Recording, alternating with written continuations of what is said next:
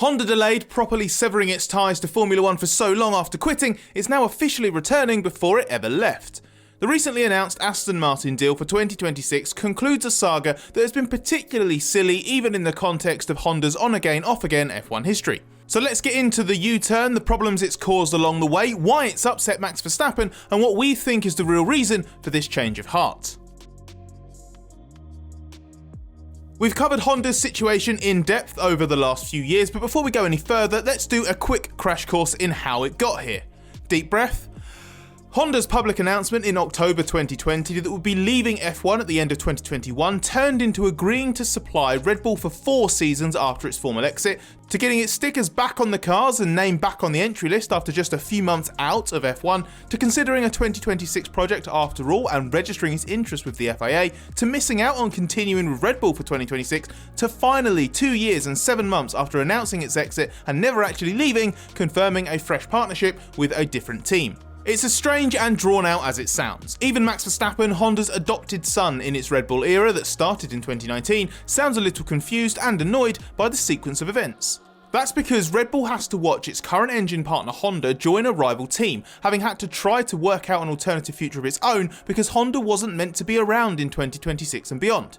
The only reason Honda and Red Bull are separating is that Honda decided in 2020 to quit F1 and agreed to keep supplying engines for the next few years until Red Bull was able to build its own. Red Bull created an engine division at massive expense and drafted in Ford as a limited technical partner, but that's proven to be completely unnecessary. If Honda had just been patient and remained committed for a couple more years, this could have all been avoided.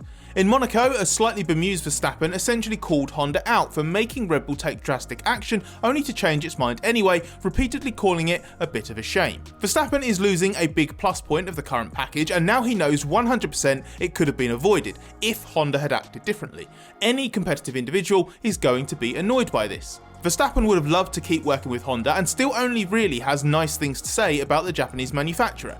He bought into the project early on and both respected and benefited from Honda throwing everything at winning in F1 again. Of course he's not going to be happy to see that partnership end and watch a rival team benefit.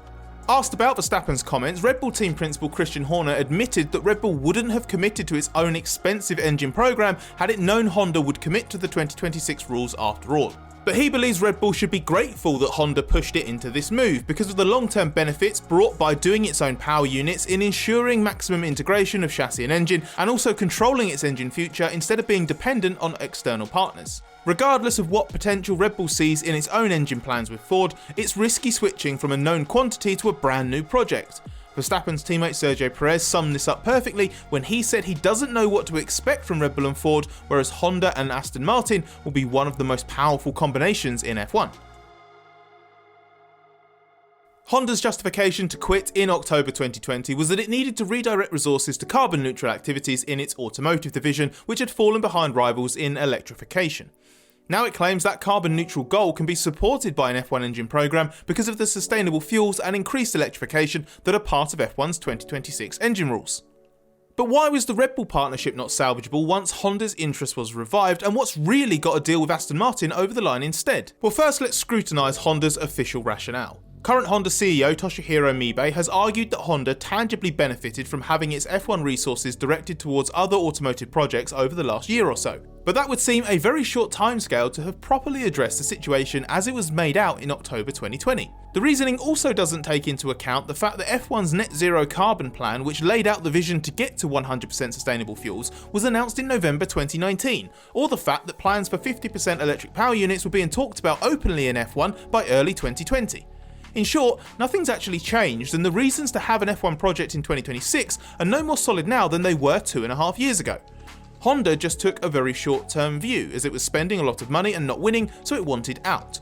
We reckon Honda quickly started to regret that decision given it started winning titles almost immediately afterwards. But more importantly, we think another reason Honda has hinted at, the cost, is the key factor for what's changed, why Red Bull wouldn't work but Aston Martin would. Having originally done a deal with McLaren that meant Honda bore the full cost of development and paid $100 million a year to the team as well, Honda then spent hundreds of millions of dollars a year to win with Red Bull.